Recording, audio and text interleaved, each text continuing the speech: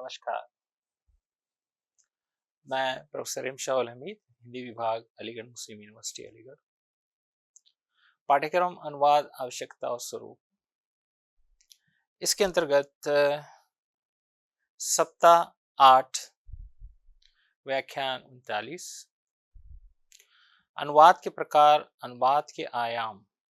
इसके अंतर्गत अनुवाद के आयाम 3, जिसमें हम जनसंचार और उसका अनुवाद, समस्याएं एवं समाधान, इस पर आज आप लोग व्याख्यान सुनेंगे। आधुनिक युग में लोगों के बीच जनसंचार का महत्व बहुत अधिक बढ़ रहा है। प्राचीन काल में लोग छोटे छोटे समूह में रहते थे, तो वो आपस में जुड़े रहते थे। आज मानव समाज विश्व भर में फैल चुका है, इसलिए सूचनाओं का आदान प्रदान करने के लिए जनसंचार माध्यम का उपयोग करना आवश्यक हो गया है।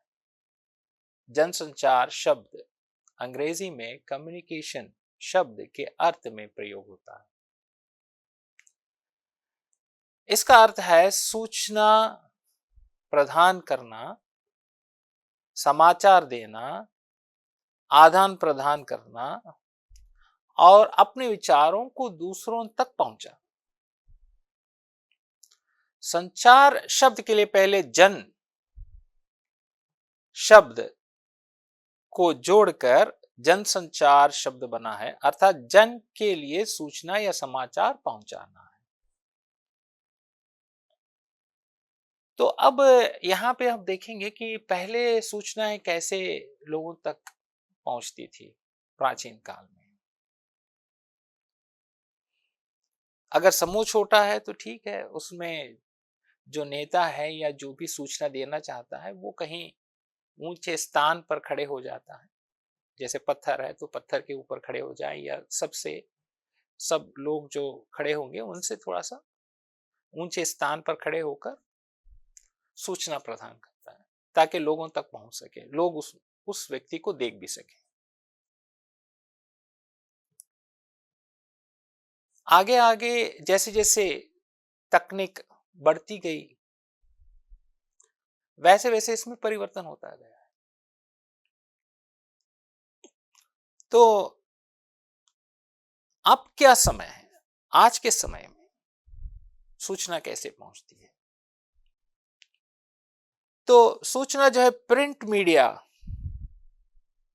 एक महत्वपूर्ण उपकरण के रूप में आज बदल गया है। प्रिंटिंग प्रेस या समाचार पत्रों का स्थान जहां सामग्री छपी जाती थी, प्रारंभ में प्रिंटिंग प्रेस शब्द का उपयोग किया करते थे। उस स्थान या स्थल के लिए जहां पे समाचार पत्र या कुछ ऐसी पुस्तकें छपी जाती थी जिससे सूचनाएं लोगों तक पहुंचाई जाती थी। आज जो प्रिंटिंग प्रेस शब्द के लिए जो है जनसंचार माध्यम के अर्थ के साथ जोड़ दिया गया है। अब ये अगर आप देखेंगे कि इलेक्ट्रॉनिक मीडिया जैसे आ गए हैं, जैसे अभी भी मैं आपको कुछ पढ़ा रहा हूं तो कुछ सूचना दे रहा हूं, तो हम यहाँ पे इलेक्ट्रॉनिक मीडिया का प्रयोग कर रहे हैं। जैसे कैमरा से, जो कैमरा में के सामने मैं बैठा हूं और मैं आपको बता रहा हूं, तो जो सूचना है वो आप तक पहुंच रही है। तो पहले पहले क्या था, आजादी से पहले प्रिंटिंग प्रेस, समाचार पत्र, अगर समाचार पत्र नहीं होता तो आजादी की लड़ाई इतनी आसान नहीं होती, क्योंकि लोगों तक सूचना कैसे पहुंचती?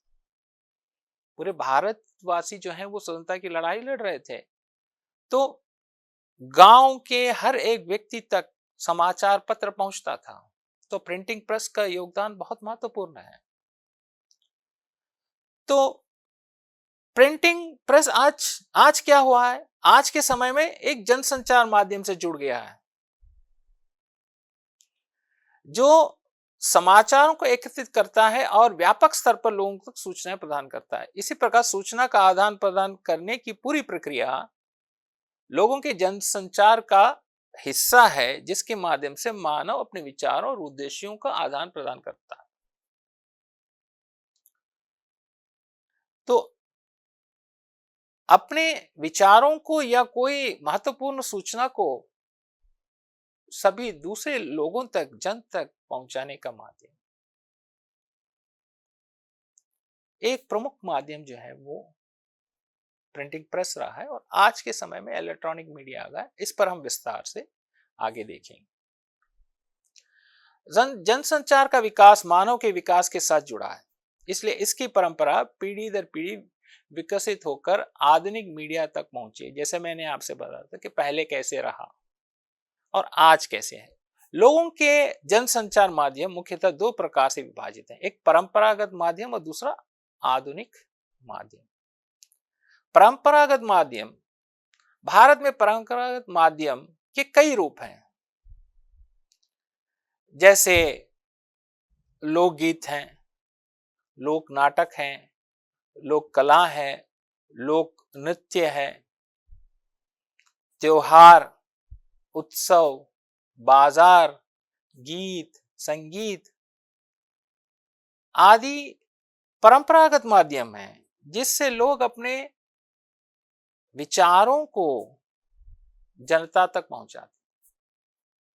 अब इसमें क्या है कि वैसे जैसे लोक नृत्य है या एक नाटक है, अब या हम कहें नुक्कड़ नाटक है, इस के माध्यम से कोई संदेश लोगों तक पहुंचा।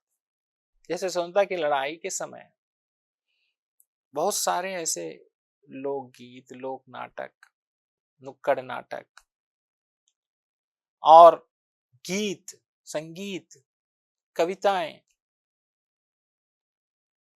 के माध्यम से लोगों में एक चेतना जागृत किए कि हम स्वतंत्र नहीं हैं अंग्रेजी शासन काल में, हमें स्वतंत्रता चाहिए। अब आधुनिक माध्यम सूचना क्रांति के वर्तमान युग में संचार माध्यम में अभूतपूर्व विकास हुआ है। इसमें प्रिंट मीडिया का विकास पहले हुआ, फिर इलेक्ट्रॉनिक मीडिया बहुत तेजी से आया है। आधुनिक संचार माध्यम को निम्नलिखित प्रकारों में वर्गीकृत किया जा सकता है। अब यहाँ पे जो आधुनिक जो है, आधुनिकीकरण इतना विकसित हुआ है, इतने तेजी से आगे बढ़ा है इलेक्ट्रॉनिक मीडिया, कि हर एक व्यक्ति को सूचनाएं तुरंत मिल रही हैं। विश्व भर में जो घटना घटती है वो तुरंत, अब तो आपके मोबाइल फोन पर आपके सामने प्रस्तुत है। प्रिंट माध्यम जनता को समाचार प्रदान करने के लिए समाचार पत्रों का प्रिंट और प्रकाशन होता है। दैनिक समाचार पत्रों के साथ साप्ताहिक है, मासिक है, त्रैमासिक है, अर्धवार्षिक है, वार्षिक पत्रिकाएं हैं। ऐसे कई जो है पत्रिकाएं जो प्रकाशित होती हैं, और विज्ञापन हैं, पोस्टर हैं, बैनर हैं, ये कई हैं जिससे जो है संचार के माध्यम है, प्रिंट संचार के माध्यम। इलेक्ट्रॉनिक माध्यम, इसमें जो है श्रव्य और दृश्य दो प्रमुख चीजें हैं, कुछ में श्रव्य दृश्य दोनों हैं। अब श्रव्य क्या है? जैसे जिससे आप सुन सकें। तो पहले पहले जब आकाशवाणी, रेडियो भारत में आया, तो हर व्यक्ति जो है वो रेडियो के माध्यम से समाचार सुनते थे। अब मोबाइल फोन पर भी आप जो है जो सुन रहे हैं, अगर आप सुन रहे हैं तो वो टेलीफोन के माध्यम से या मोबाइल फोन के माध्यम से, सेलुलर के माध्यम से, ये श्रव्य माध्यम। कंप्यूटर, ईमेल, फैक्स है, अब तो आपके सामने फेसबुक है, जहां पे आप जो है दृश्य माध्यम से आप देखकर समाचार को पढ़ सकते हैं। दृश्य और श्रव्य क्या है? जैसे आप टेलीविजन पर जो आप ऑडियो और वीडियो दोनों आप देख भी सकते हैं और पढ़ भी सकते हैं और सुन भी सकते हैं। ये सब इलेक्ट्रॉनिक मीडिया आपके सामने है। जनसंचार के माध्यम मानव जीवन को सरल बनाने में महत्वपूर्ण भूमिका निभाते हैं। इनके अभूतपूर्व प्रसार से जीवन के कई आयाम, कला है, संस्कृति है, साहित्य है, को नया रूप और अर्थ मिला है। तो अब ये कैसे संभव है? हर एक क्षेत्र की जानकारी आपको प्राप्त हो जाती है, वो चाहे खेल कूद से संबंधित हो, वो चाहे साहित्य से संबंधित हो, वो चाहे राजनीति से संबंधित हो, सामाजिक हो, आर्थिक हो। जैसे शेयर बाजार के में जो चढ़ाव है, जो लाभ है, उसको आप तुरंत आप देख सकते हो। और सभी पहलुओं में आपको दोनों माध्यम से, ऑडियो और वीडियो के माध्यम से आपको सूचनाएं प्राप्त होती हैं। इसके अनुसार भाषा के विभिन्न रूप उपलब्ध हैं। इसके लिए भाषा का रूप अद्वितीय है। अब यहां पे हम भाषा पर बात करेंगे। ये तो हम यहां देख रहे हैं कि क्या है जनसंचार। अब हम उसकी भाषा पे जाएंगे। तो जैसे विज्ञान और चिकित्सा की भाषा है, वैसी तकनीकी भाषा नहीं है ये, या यह साहित्य नहीं है। फिर भी यह जनता द्वारा उपयोग की जाने वाली भाषा है। अब क्यों मैं इसको ऐसे कह रहा हूं जैसे तकनीकी नहीं है, विज्ञान और चिकित्सा, क्योंकि तकनीकी अनुवाद पर हम बात कर चुके हैं पहले से ही। तो तकनीकी अनुवाद में होता क्या है और साहित्य अनुवाद में क्या होता है, लेकिन ये दोनों तरह की भाषा नहीं है, लेकिन फिर भी जनता के उपयोग में की जाने वाली भाषा है। इसका स्तर दो प्रवृत्तियों के बीच है। इसमें उपयोग की जाने वाली भाषा का प्रभाव व्यापक है, इसलिए सामान्यतः बोली जाने वाली भाषा को पहले पत्रकारों द्वारा उपयोग किया जाता है। इसका जो है वो प्रसार जब किया जाता है तो इसको जनसंचार की भाषा के रूप में हमें समझना चाहिए। और इसके जो उपयोग है वो संचार के माध्यम से उसके अनुसार और लचीली होती है और एक अलग प्रवृत्ति की होती है। जनसंचार समाज के सभी वर्गों के लिए उपयोग किया जाता है। अब ये क्यों ऐसे, ये भिन्न क्यों है? क्योंकि समाज के सभी वर्गों द्वारा इसका उपयोग किया, सब लोग सुनते हैं। प्रिंट और प्रसारण मीडिया सभी वर्ग द्वारा जो पढ़ सकते हैं, जो सुन सकते हैं, वो सब लोग इसको सुनते हैं। अगर शिक्षित व्यक्ति को लेकर जो व्यक्ति शिक्षा का गहरा ज्ञान नहीं रखता, वो भी, बूढ़ा, बच्चा, हर कोई इसको सुनता है। ये घटना या विशेष स्थिति के अनुसार अभिव्यक्ति के तरीके को विकसित करने में जटिल, जो उसमें जो जटिलता है का सामना करते हुए उसको संचार के माध्यम से लोगों तक पहुंचाना, मतलब कोई घटना है वो घटना को प्रस्तुत करना जो है एक कठिन कार्य है, फिर भी उस घटना को सरलता से लोगों तक पहुंचा दे। इसके लिए उन्हें कई बार व्यापक रूप से मौजूद तरीकों को छोड़ना पड़ता है, व्याकरण के नियमों का उल्लंघन करना पड़ता है। ये पूरी प्रक्रिया पाठकों और दर्शकों की भौतिकता क्षमता के अनुसार व्यवस्थित की जाती है। जनसंचार की भाषा को सरल और सभी के लिए समझने योग्य बनाए रखना चाहिए। इसमें व्यापक रूप से मौजूद भाषा या तो स्वाभाविक रूप से विकसित होती है, जनता के समाज के अनुसार उपयोग की जाती है। अब लोग उसको सरलता से समझें, अब लोग उसको सरलता से नहीं समझ पा रहे, तो वो संचार माध्यम की भाषा नहीं है। इसको समझने योग्य लिखते हैं।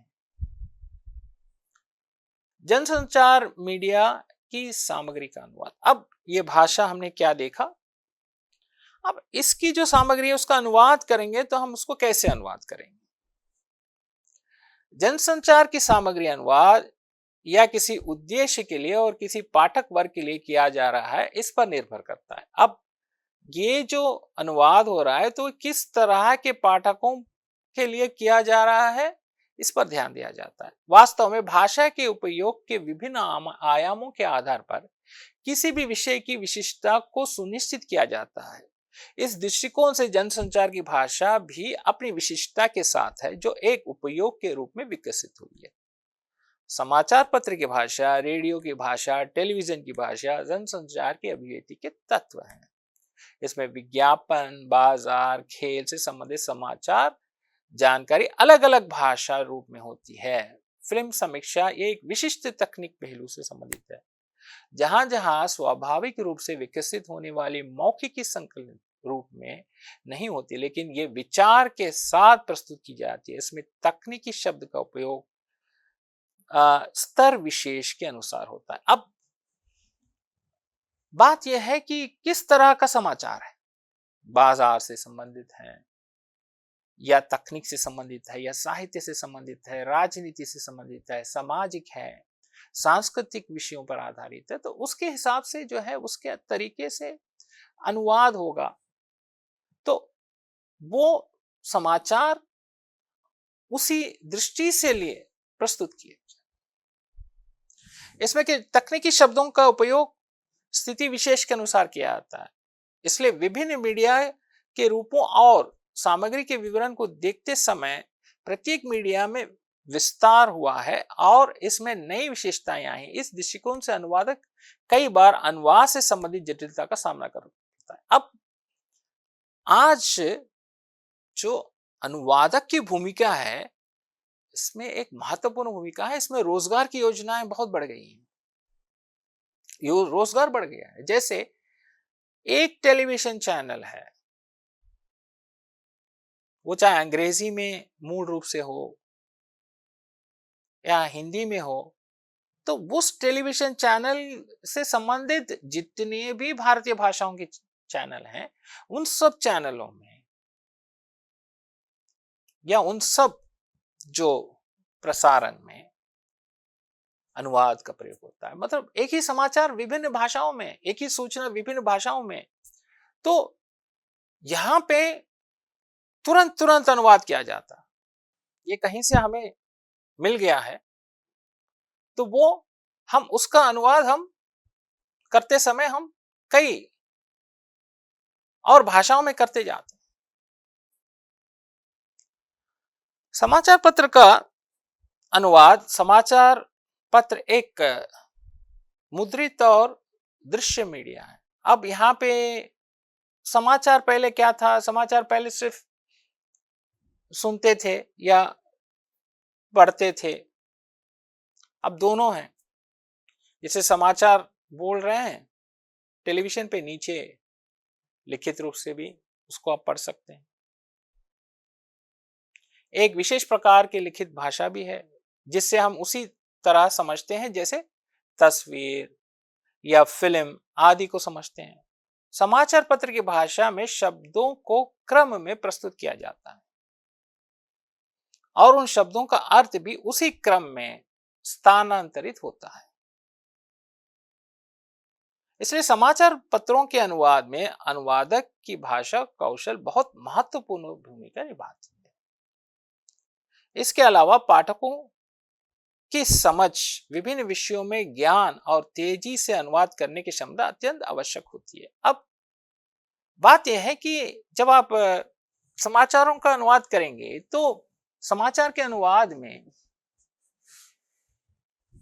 वहां पे आप क्या देख रहे हैं कि आप देख रहे हैं कि समाचार तो समान है, एक ही समाचार है, विश्व से संबंधित समाचार है या कोई देश से संबंधित समाचार है, तो लेकिन भाषाएं भिन्न हैं।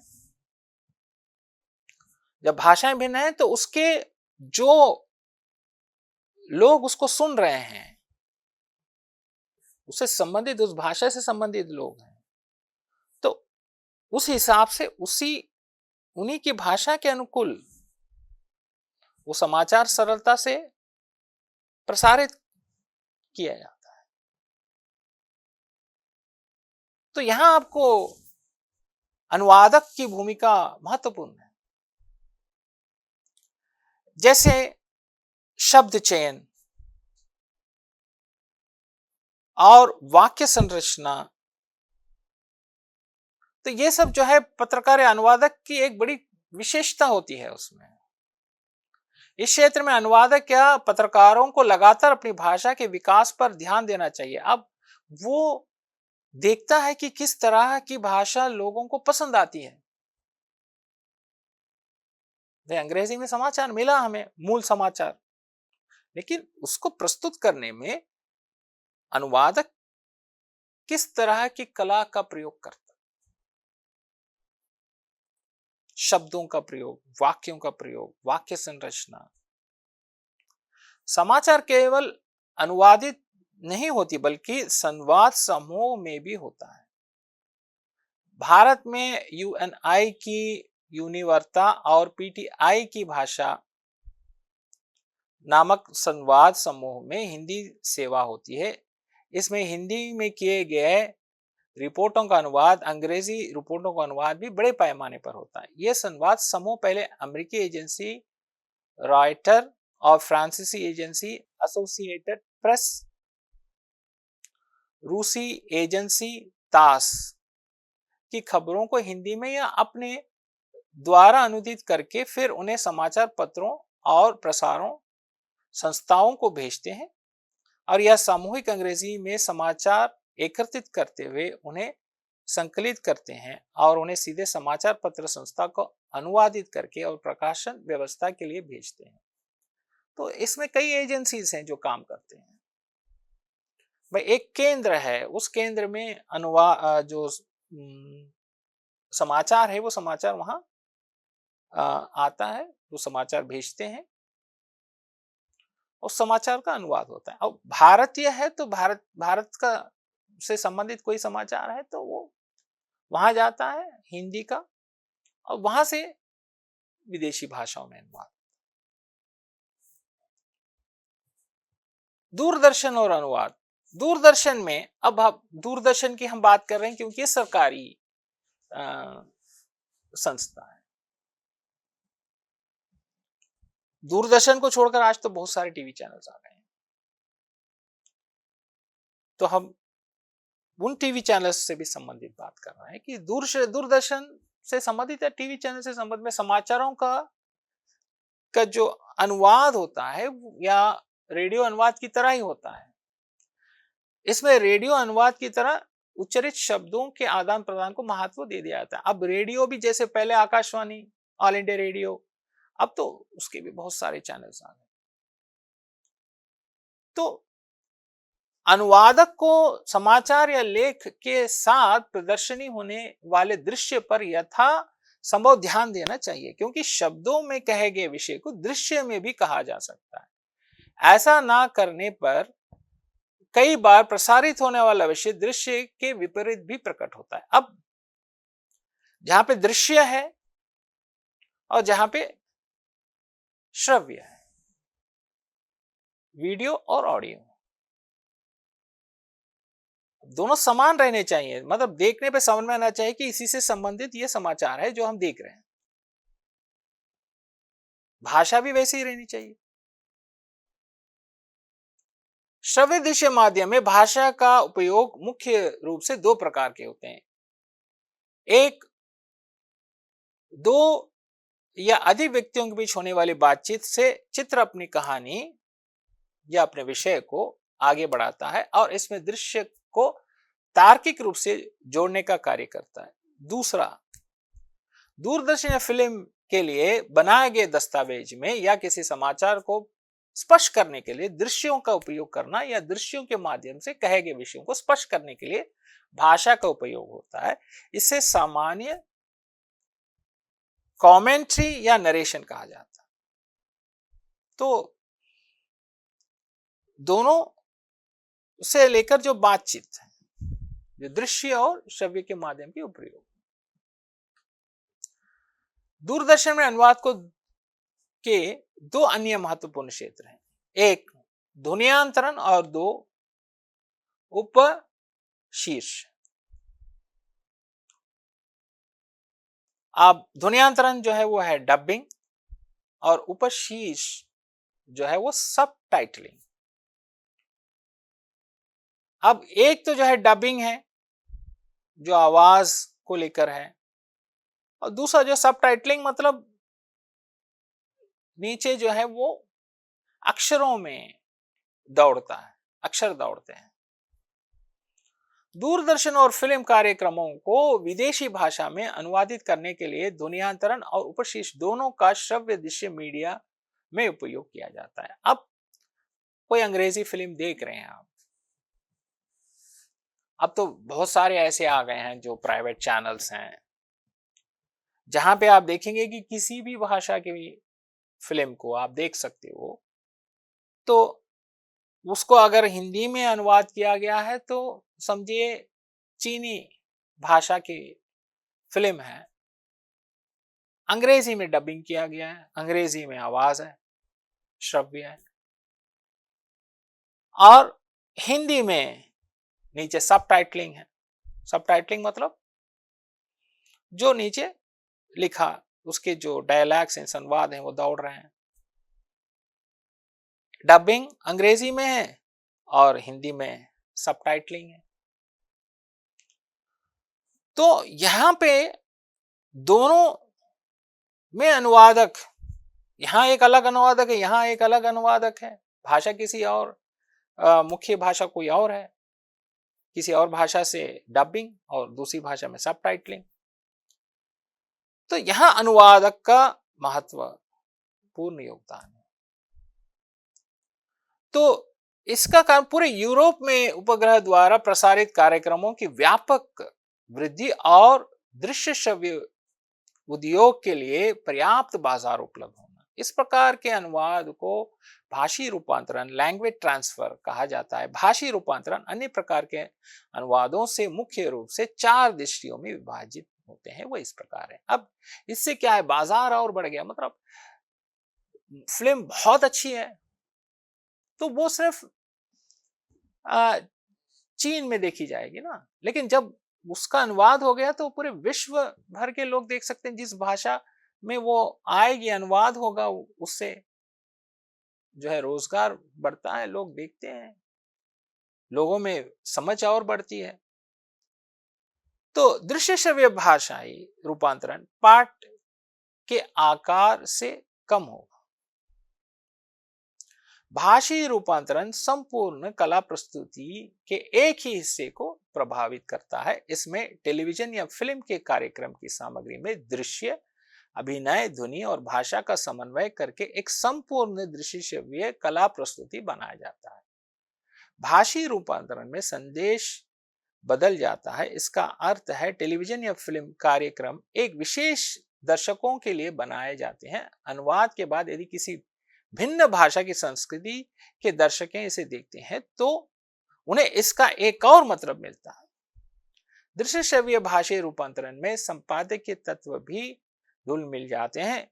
इस अनुवाद के आधार पर प्रदान की गई जानकारी में कुछ जानकारी जोड़ी जा सकती है या छूटी जा सकती है। तो उसके उस पर कुछ प्रमुख बिंदु थे जिसको प्रस्तुत किया गया है। इसलिए दृश्य मीडिया, श्रव्य मीडिया और दृश्य श्रव्य मीडिया माध्यम में अनुवाद करते समय किसी को इन माध्यम में संदेश संचार के सिद्धांतों को समझना चाहिए और प्रत्येक परिवर्तन के गुणों और सीमाओं से अवगत होना चाहिए। अब यहाँ पे परिवर्तनों को समझना चाहिए कि क्या परिवर्तित हो रहा है अगर इस प्रकार के अनुवाद हो रहे हैं तो, और उनके सिद्धांतों को समझना चाहिए, तभी जाकर उसका अनुवाद करना चाहिए। दरअसल दृश्य श्रव्य मीडिया के संदेश निर्माण में भाषा केवल एक तत्व है, लेकिन अन्य तत्व भी सूचना के प्रसारण में योगदान करते हैं। इसलिए अनुवाद करते समय दर्शकों को ध्यान में रखते हुए भाषा में बदलाव करना चाहिए। अब भाषा पर भी ध्यान देना चाहिए हमें। ऊपर चर्चा की गई बातों को देखते हुए यह स्पष्ट होता है कि जनसंचार की भाषा के अनुवाद में विशिष्टताएं होती हैं। दो भाषाओं की विशेषताएं भिन्न होती हैं, इसलिए अनुवादित पाठ में मूल पाठ का प्रभाव नहीं होना चाहिए, ये अपेक्षित है। अंग्रेजी वाक्य संरचना की जटिलता को हटाकर हिंदी भाषा की विशेषता के अनुसार छोटे वाक्य बनाए जाने चाहिए, जिससे भाषा सरल, स्वाभाविक, स्पष्ट और समझने योग्य हो सके। वाक्य संरचना के अलावा शब्द निर्माण पर भी ध्यान देना चाहिए। अधिकांश समाचार पत्रों में मूल भाषा के शब्द के परिवर्तनों को लक्षित भाषा में प्रस्तुत करते समय ध्यान नहीं दिया जाता, तो भाषा के अनुरूप उसका अनुवाद। कभी कभी शब्दों के अनुवाद में समान शब्द में प्रस्तुत किया जाता है। कई समाचार पत्रों में शब्दों के ऐसे परिवर्तन लक्षित भाषा में विशेषता के अनुसार नहीं होते। उदाहरण के लिए एक्सचेंज ऑफ फायर के लिए अनुवाद गोलियों का आदान प्रदान दिया जाता है, लेकिन दोनों पक्ष पर गोलियां चली, ये उचित अनुवाद है। इसमें रचनात्मकता शामिल है। समाचार पत्रों की भाषा सरल एवं सहज होनी चाहिए। जितना संभव हो पाठकों के लिए समझने योग्य शब्दों का उपयोग करना चाहिए। तो यहां एक उदाहरण हमने रखा है। तो ये उदाहरण ये है कि मूल पाठ, एक उत्तम उदाहरण निम्न है। क्या है? मूल पाठ है, अंग्रेजी में है, जैसे बॉम्बे अगस्त 6 UNI। Third world countries are seeking guidance from the Indian film industries and offering shooting facilities to Indian filmmakers। इसका जब अनुदित पाठ है क्या है? मुंबई 6 अगस्त UNI। विकासशील देश भारतीय फिल्म उद्योग से बहुत कुछ सीखने की कोशिश कर रहे हैं।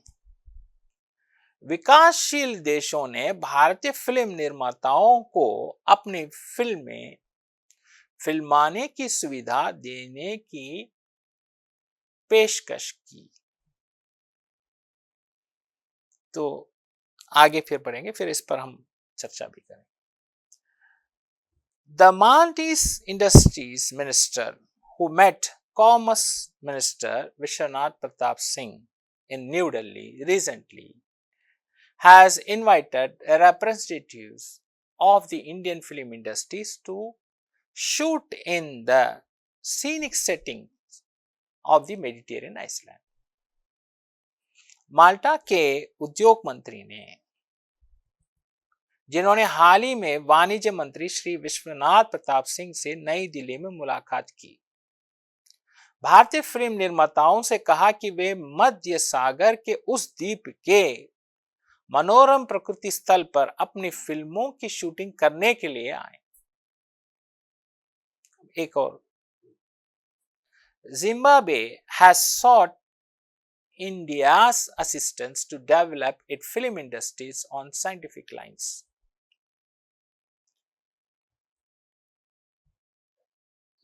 जिम्बाब्वे के लिए हम बता रहे हैं, जाम्बिया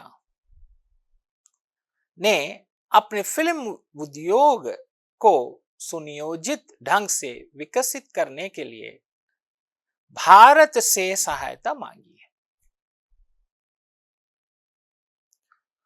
तो उपयुक्त समाचार के अनुदित पाठ में थर्ड वर्ल्ड कंट्रीज के लिए विकासशील देश है, जैसे उसका अनुवाद हो रहा है तो थर्ड वर्ल्ड कंट्रीज के लिए हो रहा है विकासशील देश। सीनिक सेटिंग के लिए मनोरम प्रकृति स्थल, साइंटिफिक लाइंस के लिए सुनियोजित ढंग से। अभिव्यक्तियों का हिंदी में जो रूपांतर हुआ है वो है शब्द अनुवाद नहीं है, वास्तव में ये अंग्रेजी अभिव्यक्ति में निहित संकल्पनाओं के पुनर्सृजन है। तो ये जो ऊपर की जो हमने दिया है अंग्रेजी और हिंदी का जो अनुवाद है, ये अभ्यास के लिए आप लोगों के लिए। तो इसका अनुवाद पहले आप लोग कर लीजिए, मतलब अंग्रेजी से या हिंदी से आप अनुवाद करने की कोशिश करिए, समझिए, और फिर इसमें किस तरह से अनुवाद हुआ है ये आप देखिए। कुछ कुछ आपको अभ्यास के लिए मैं दे रहा हूं, और इसको मैं इसीलिए दिया हूं कि यहाँ पे जो शब्दों का प्रयोग हुआ है तो वहां पे शब्दानुवाद छोड़कर जो रूपांतरण हुआ है और अभिव्यक्तियों का रूपांतरण किस तरह से हुआ, इसके लिए एक उदाहरण। इस प्रकार जनसंचार का संबंध मुख्य रूप से जनता से है। इसमें शिक्षित और जो अर्ध शिक्षित है और जो अशिक्षित है, ग्रामीण है और शहरी है, निम्न वर्ग है, उच्च वर्ग है, बच्चे हैं, बूढ़े हैं, महिलाएं हैं और पुरुष हैं, सभी शामिल हैं।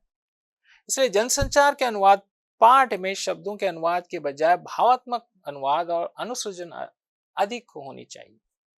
अनुदित पाठ प्रासंगिक, बोधगम्य, सरल, रोचक और सभी के लिए सुलभ होना चाहिए, ताकि जो है जनसंचार का उद्देश्य पूरा होगा। कुछ वाक्य हैं जिसको अनुवाद किया गया है, छोटे छोटे से वाक्य अभ्यास के लिए आपके। तुम्हारे स्कूल में कितने छात्र हैं? How many students are there in your school? सूरज पश्चिम से ढल रहा है। The sun is setting in the west. मैंने बहुत अच्छे अंक प्राप्त किए हैं। I got very good marks. वह हमेशा मेरे साथ खेलता है। He always plays with me. मैं पार्क में जाना चाहता हूँ। I want to go to the park. कुत्ता भौंक रहा है। The dog is barking. मुझे अपने परिवार से प्यार है। I love my family. क्या तुम आज फिल्म देखना चाहोगे? Would you like to watch a movie today? मेरे पास एक खूबसूरत फूल है। I have a beautiful flower. वो किताबें पढ़ने में बहुत अच्छा है। He is very good at reading books. तुम्हारा पसंदीदा खेल कौन सा है? What is your favourite game? हमें पर्यावरण की रक्षा करनी चाहिए। We should protect the environment. तुम्हें अपने स्वास्थ्य का ध्यान रखना चाहिए। You should take care of your health. बच्चे पार्क में खेल रहे हैं। The childrens are playing in the park. मेरी माँ हमेशा मेरी मदद करती है। My mother always helps me.